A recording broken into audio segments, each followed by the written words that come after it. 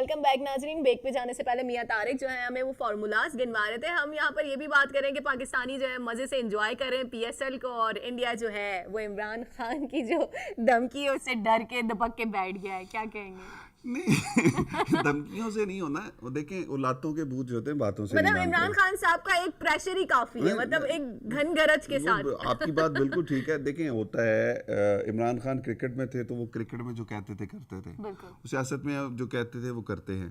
अच्छा, इशू सिर्फ इतना है कि अब इमरान खान इंडिया के अगेंस्ट का मामला ये कि इमरान खान को भी पता है कि जी इंडिया एक ऐसा हमारा इशू है, सुलगता हुआ शोला कह लें या कुछ भी कह लें, जिस पर पूरी पाकिस्तानी कौम इकट्ठी हो जाएगी। ठीक है, इंडिया अगर वही भी करेगा ना तो फिर किसी ने पीटीआई, नून लीग, पीपल्स पार्टी ये नहीं देखना, ये नहीं देखना, ये सब इकट्ठे होंगे। मैं कभी कभी हंसता हूँ कि जब कभी हमारे मुल्क में इंतशार पैदा हो रहा है ना तो इंडिया को की तरफ से धमकी मिल जाया करे तो हम सब इकट्ठे हो जाते हैं। अच्छा, इस कौम का सबसे बड़ा अलमिया ये है कि अगर हम वैसे आम नॉर्मल हालात में इकट्ठे हो जाए ना तो हम शायद बहुत जल्दी अपने मुल्क के मसाइल को हल कर लें, अपनी मुश्किलात को सॉर्ट आउट कर लें और फिर डेफिनेटली तरक्की की तरफ जाए। दूसरी तरफ ये है, इंडिया का मामला ये है कि वहाँ पर इस वक्त इंडिया के खिलाफ इंडियन अपनी जो गवर्नमेंट, तो अपनी गवर्नमेंट के लोग जो हैं, इवन लो कास्ट के जो हिंदूज हैं वो इस वक्त उनके खिलाफ खड़े हो चुके हैं क्योंकि उनके साथ जो सलूक हो रहा है। एक कंस्पिरेंसी जो पुलवामा वाक़े में हुई है, कहा यह जाता है कि इंडियन टीवी चैनल्स पे ही मैं देख रहा था, बल्कि 2-3 दिन पहले एक चैनल ने मुझे भी लिया, इंडियन चैनल ने, और उन्होंने फ़ोन पे बात की तो मैंने कहा जी अगर आपके यहाँ एक कंस्पिरेसी थ्योरी चल रही है कि जी जो लोग हलाक हुए, जो उसके सिक्योरिटी एहलकार जो मारे गए हैं वो सारे के सारे दलित थे या लो कास्ट हिंदू थे, तो फिर आपके अपने मुल्क में कंस्पिरेसी हुई है। ठीक है, और अगर ये वाकई बात सच है कि ये वही थे तो फिर तो आपको ये तय करना पड़ेगा कि आप अपने मुल्क में दहशतगर्दी करके बिल्कुल और पाकिस्तान इल्जाम पाकिस्तान पे लगा देते हैं। उसकी एग्जाम्पल मिसाल बड़ी जिंदा है। देखें, बम्बई बम धमाके हुए, उसके करैक्टर जो था अजमल कसाब, जिस तरह वो आया, कहाँ से हुआ, पाकिस्तानी मीडिया के जरिए, उन खरीदे हुए मीडिया के जरिए उसका जी कहा गया कि जी पाकिस्तान में उस वक्त के वजीर दाखिला रहमान मलिक साहब हमारे दोस्त हैं, भाई हैं, उनसे भी प्रेस कॉन्फ्रेंस हो गई, वो कहते हैं मुझसे गलती हुई कि जी यहाँ से गए थे लोग। अच्छा, उस पर इंडिया को एक बड़ा ना सॉलिड पॉइंट मिल गया उस पाकिस्तान के अगेंस्ट। अच्छा, उस वाक़े के बारे में कहा यह जाता है कि अमेरिकन और इंडियंस गठजोड़ था और वो सारे का सारा वाक़या सिर्फ पाकिस्तान को बदनाम करने के लिए, पाकिस्तान पर प्रेशर डालने के लिए किया गया। इसी तरह समझौता एक्सप्रेस का वाक़या हुआ है, इसी तरह भारत में मालिका गांव में बम धमाके हुए, इसी तरह कश्मीर में जो वाक़यात होते हैं ज़्यादातर, पठानकोट वाक़या हुआ है, ये सारे के सारे भारत की अपनी एजेंसियों की इख्तरा थी, अपनी सोच थी और उन्होंने करवाए थे। और ये इंडियंस खुद बताते हैं कि जी हमारे मुल्क में ये होता है कि दहशतगर्दी करवाई जाती है और इल्ज़ाम पाकिस्तान पर, जैश ए मोहम्मद पर, लश्कर तैयबा पर और पाकिस्तान की एजेंसियों पर लगा दिया जाता है, जबकि वो अपने मुल्क में दहशतगर्दी करवा के उसकी आड़ में पाकिस्तान में दहशतगर्दी करवाते। कुलभूषण यादव नेटवर्क जो था, उसके बाद एक और नेटवर्क पकड़ा गया, वो एक इतना स्ट्रॉन्ग नेटवर्क था जिस कुलभूषण यादव नेटवर्क की अगर कंस्पिरेसी या साजिशों को देखा जाए तो पाकिस्तान में हजारों अफराद उससे मारे गए हैं। कुलभूषण के बारे में कहा यह जाता है, अलमी अदालत इंसाफ में गए लेकिन वो वहां प्रूव नहीं कर सके जो चीजें इल्जाम पाकिस्तान पे लगाते थे। अब पाकिस्तान के पास एक सॉलिड रीजन है और बात यह है, बहुत सिंपल सी बात है, वियना कन्वेंशन के तहत जब आपको कोई इस्तिस्ना हासिल नहीं है या उसको आप वो नहीं दे सकते तो फिर उसके बाद सीधी सी बात है कि पाकिस्तान की मिलिट्री कोर्ट्स ने उसका फैसला किया और उसके बाद उसे हैंग कर दिया जाएगा और इंशाल्लाह हम जरूर हैंग करेंगे। अब भारत को बताएंगे कि अब दोबारा अगर वो इस तरह की कोई साजिश करेगा तो उसके जितने जासूस होंगे यही इंजाम होगा।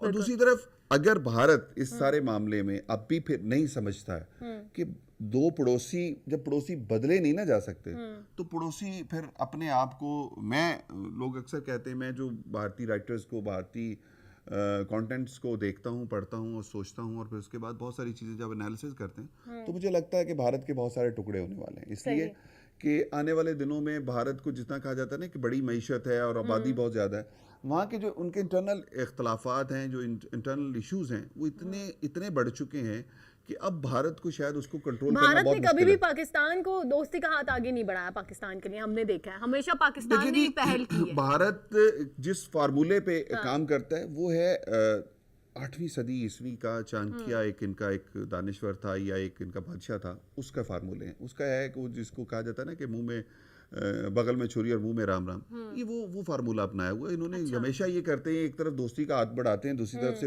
वार कर देते हैं। आपको पता होगा बलोचिस्तान में चंद भटके हुए लोगों को इन्होंने किस तरह वर्गलाया, उनको कितनी फंडिंग की कि लंदन में, स्विट्जरलैंड में पाकिस्तान के अगेंस्ट, बलूचिस्तान के हक में, बलूचिस्तान के अवाम के लिए कैंपेन्स चलाई गई। बट ओवरऑल वो पाकिस्तान की फौज, पाकिस्तान के अवाम और बलूचिस्तान के अवाम ने रियलाइज किया। और आज देख लें कि बलूचिस्तान में जो डेवलपमेंट हो रही है, बलूचिस्तान में जो तरक्की हो रही है, वो शायद पाकिस्तान में किसी और शहर में इलाकों में नहीं हो रही। बलूचिस्तान इस वक्त उस कौमी धारे में शामिल हो चुका है।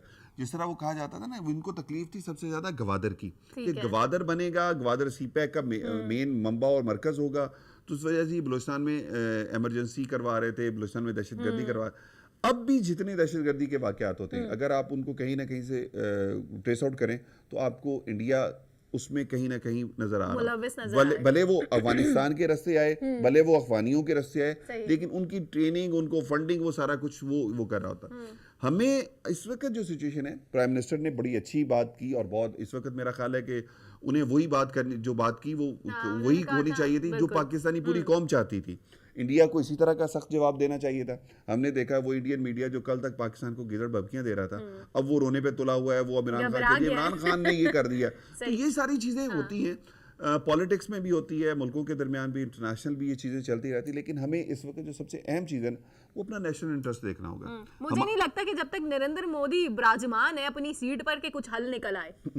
देखें, बात वही है, एक टेररिस्ट जिसने मुक्ति बाहिनी का हिस्सा बनकर पाकिस्तान को दो लख्त करने में हिस्सा लिया हो, ठीक है, और जिसका मेरा ख्याल है कि जिस शख्स की अपनी औलाद या अपनी फैमिली कोई ना हो, उसको इन चीज़ों से कतई नज़र वो इन चीज़ों को नहीं सोच सकता। घर क्या चीज़ होती है, मुल्क क्या चीज़ होता है। अब वो तो एक टेररिस्ट प्रमोटर है, ठीक है ना। उसको कहा गया था, लाया गया था कि जी वो इंडिया को एक फाइनेंशियली बहुत स्ट्रॉन्ग कर देगा, जिस तरह उसने हैदराबाद में किया था। और लेकिन मसला सिर्फ इतना सा था कि वो फार्मूला कामयाब नहीं हो सका। अभी इंडियन बिजनेसमैन जो उसके पीछे थे, जो उसको लेके आए थे, वो सारे के सारे पीछे हट गए। फिर पॉलिटिकल पार्टीज में जो इख्तलाफात इंडिया में हो चुके हैं, आप देखें कांग्रेस जिस तरह का सख्त स्टांस लिया हुआ है इस सारे मामले पर, और जिस तरह वो मीडिया के जरिए कांग्रेस को मिलाइन करने की कोशिश कर रहे हैं।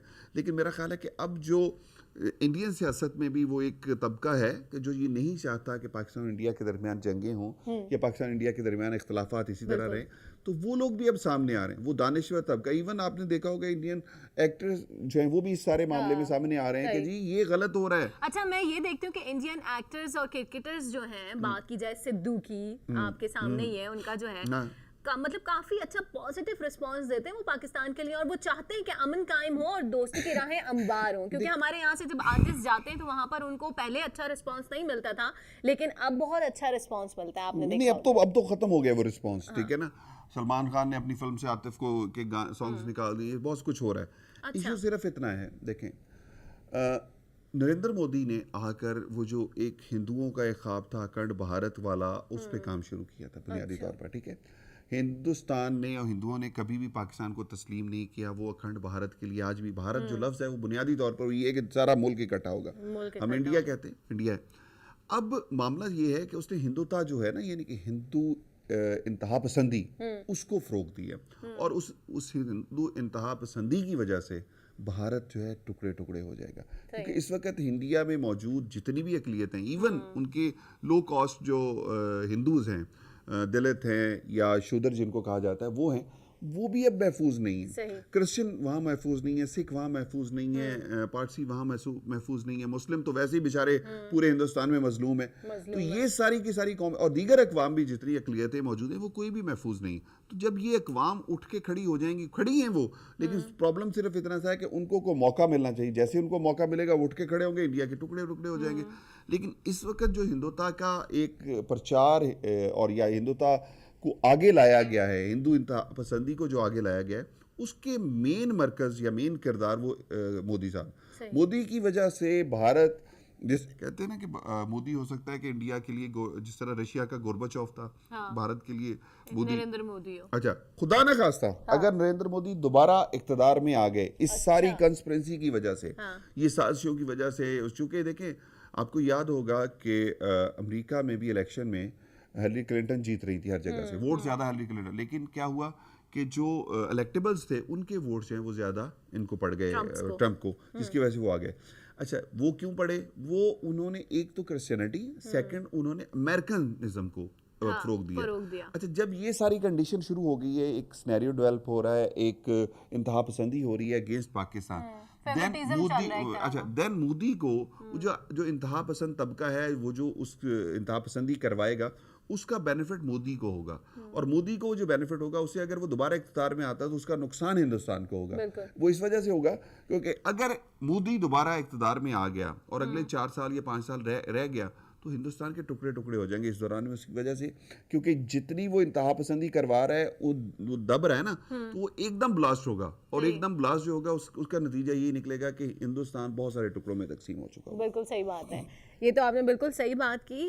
यहाँ पर मैं ये भी पूछूंगी कि हम जो है मसला कश्मीर का हल किस तरह निकालेंगे, क्योंकि हम लोग तो वैसे ही मुत्तहिद नहीं है, ठीक है, तो हम हमेशा ऑफर करते हैं कि आए बैठ के बात करते हैं, लेकिन बात नहीं की जाती। हमेशा कहा जाता है कि इन मसाइल का हल निकलेगा, बिल्कुल निकलेगा, और बहुत बड़े प्लेटफॉर्म पे निकलेगा, और उजागर भी किया जाता है इस इशू को, लेकिन कब, क्यों, कैसे, मतलब जब पूरा कश्मीर खाली हो जाएगा तब हम देख रहे होते हैं कि वहां पर किस तरह के मजालिम ढाए जा रहे होते हैं, दिल कांप जाता है। बिल्कुल, क्योंकि एक चीज़ ज़हन में रखिएगा कि जब आप देखते हो ना कि कश्मीरी इस वक्त जो जंग लड़ रहे हैं वो अपनी जंग खुद लड़ रहे हैं। सही। अच्छा, हर कश्मीरी के घर से लाशें, शहादतें हो चुकी हैं, तो वो जो बच्चा है ना, जो बच्चा कॉलेज जाने की पोजीशन में है, ये जिस बच्चे ने अभी खुद का धमाका किया, मैं उसकी हिस्ट्री पढ़ रहा था कि उसको तो बड़ा शरीफ बच्चा था, वो पढ़ने लिखने वाला था। एक दिन वो जाते उसकी तलाशी के दौरान उसको मारा गया, तशद्दुद किया गया, जिसके नतीजे में वो गुस्से में आ गया। फिर उसकी फैमिली पे तशद्दुद किया गया, उसकी एक टांग जख्मी हो गई गोली से, मुजाहरे में, पूरा मुजाहरा हो रहा था भारत के खिलाफ, उस मुजाहरे में उसकी टांग जख्मी हो गई। अब बात ये कि जिस शख्स को भी कोई तकलीफ होती है वो फिर उसका रिएक्शन तो देता है ना। अच्छा, अब एक तो हिंदुस्तान और जो कश्मीर और आज़ाद कश्मीर के दरमियान में बाढ़ लग गई, वहाँ से कोई जा नहीं सकता। अब हिंदुस्तान ने क्या किया है कि उस सारे मामले में वो पाकिस्तान को करने के लिए ये सारा वाक़या किया, लेकिन अब कश्मीरी उठ के खड़े हो चुके हैं। अच्छा, मैं कहता हूँ कि जी आप एक काम करते हैं कि अक़वाम आलम या अक़वाम मुत्तहिदा की कोई सिक्योरिटी काउंसिल के कुछ ममालिक आ जाएँ और उनकी फ़ौजें भी आ जाएं, सब कुछ आ जाएं, वो आके यहाँ फार्मूला तय कर लेते हैं, वो आज़ाद कश्मीर भी आ जाए, वहाँ पे भी चले जाए। क्यों नहीं इंटरनेशनल मुबस्सरीन को वहाँ जाने देता, क्यों नहीं इंटरनेशनल मीडिया को वहाँ जाने देता? पाकिस्तान का आज़ाद कश्मीर है, वहाँ पर इंटरनेशनल मीडिया जाता है, जितने मिलिट्री अटैचीज़ हैं वो जाते हैं, इंडिया क्यों नहीं जाने देता वहाँ पर? उसकी वजह ये कि इंडिया गिल्टी है, इंडिया ने वहाँ पर कर्फ्यू लगाया हो, इंडिया ने ज़बरदस्ती कब्जा किया हो, और जब आप गाज़बाना किसी चीज़ पे कब्जा तो कर सकते हैं, दिलों को आप मोल्ड नहीं कर सकते। जब तक कश्मीरी दिल से उनके खिलाफ हैं तो उनको कोई नहीं हरा सकता। वो हम वीडियो पैगामात में देख रहे होते हैं। बुरहान मुजफ्फर वानी क्या था, एक बहुत यंग बच्चा जिसने कंप्यूटर के ज़रिए पूरे इंडिया को नंगा कर दिया, इंडिया के मजालिम को नंगा कर दिया। जब वो कंप्यूटर, फिर उसने गन उठाई ना। अच्छा, अब बात ये कि जब आप हर कश्मीरी जो बच्चा, कल आपने देखा ना कि जो मकबूजा कश्मीर में इंडियन फौजी कमांडर है, उसने कहा जी माएँ अपने बच्चों से हथियार डलवाएं वरना हम मार देंगे। इसका मतलब डरा किसको रहे हो? जो मरने के लिए निकले हो आप डरा किसको रहे हो कि वो हम मार देंगे? वो तो आपको अब ये डर लगने लग गया कि आपको 40-50 आपके फौजी मरे हैं तो आपको तकलीफ हो रही है। जो आप रोज बच्चे गायब करते हो, रोज मारते हो, पलट जैसे लोगों की, उनको कितनी तकलीफ होती है? उनको नहीं तकलीफ होती, हमें भी तकलीफ है। लेकिन अब मसला सिर्फ इतना था कि पाकिस्तान को ये केस 2 जगह पे करना होगा, एक तो अक़वाम मुत्तहिदा में और दूसरी जगह OIC में। OIC तो OIC बन के रह गई है, जिसको हम, मेरा ख्याल है कि अब उसे थोड़ा सा एक्टिव करना होगा। अगर हमारे खलीजी और मिडल ईस्ट और सारा अरब ममालिक हमारे साथ खड़े हो जाते हैं ना, सिर्फ इंडिया से तजारत अपनी रोक दें, 1 महीने के बाद